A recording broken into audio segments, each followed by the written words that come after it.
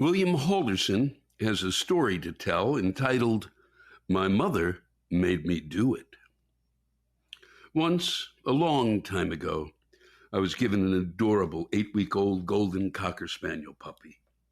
At that time, I lived alone in a teeny tiny house with a teeny tiny living room, a teeny tiny kitchen, and a teeny tiny bedroom, because I was a graduate student living on a teeny tiny budget. My childhood had been blessed with 2 wonderful cocker spaniels, and now I have another as a warm, soft, furry companion. I noticed right away that this dog was a bit skittish. If I talked to her, she took a piss or ran into a corner and shit. I talked more gently. Same result. I figured training takes time and love and patience.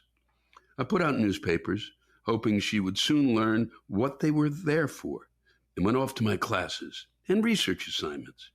Each time I returned home, I was amazed at the quantity and frequency of doggy indiscretions.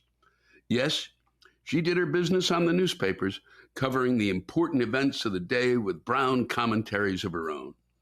And when she finished editorializing on the newsprint, she continued her dutiful discharge, overwhelming the limited real estate available in the tiny rooms of my home. I bought extra papers and covered most of the open floor space. She proved up to the challenge.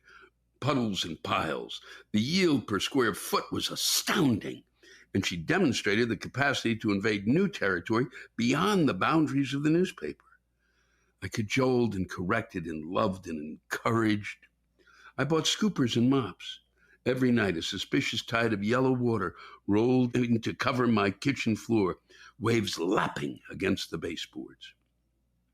Each morning, a freshly dropped pattern of landmines surrounded my bed. I scooped and mopped. I sanitized and deodorized. This loving and cuddly beast only improved how fast and efficiently she could cover my floors with doggy residue. The vet said she was perfectly healthy, but I began to use scientific observations. Something did not add up. I measured.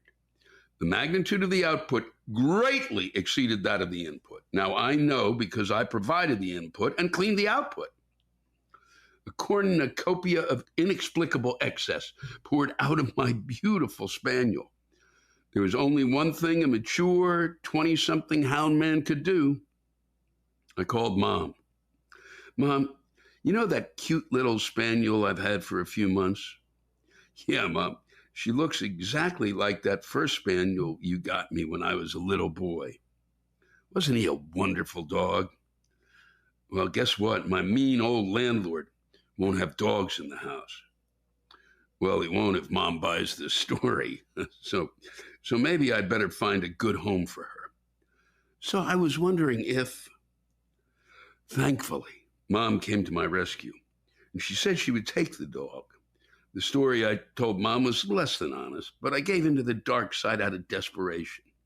Equally true, I did not divulge complete and accurate information.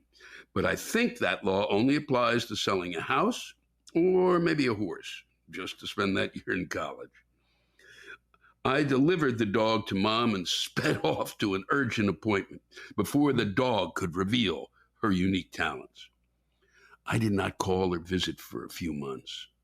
When I did visit, the icy stare and silent treatment that I got from my mom was enough to tell me that all had gone as I had feared. When we were finally alone, she looked at me, and using her best mother's guilt-tripped tone of voice, she slowly, very slowly said, "How could you?" Later on, noticing that the offending spaniel was not present, I asked my dad what happened to her. He said, "Oh God, that dog pissed and shit twice a minute.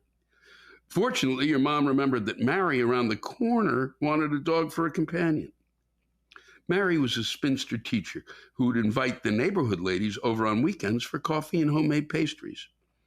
Mom entered the room just as Dad finished with, "Yep, your mom took that dog right over and gave her to Mary." Ha! So here I was, an apple that clearly hadn't fallen too far from the tree. Looking the tree in the eye, I spoke as sanctimoniously as I could. Mom, how could you? Oh.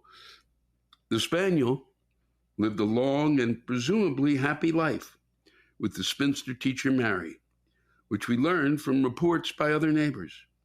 For some reason, Mary never again invited my mother over for coffee and homemade pastries. That's a lovely little tale, William. Thank you. I love Cocker Spaniels. I had a Cocker Terrier mix named John John. Just a splendid dog. I wish I could find another like him.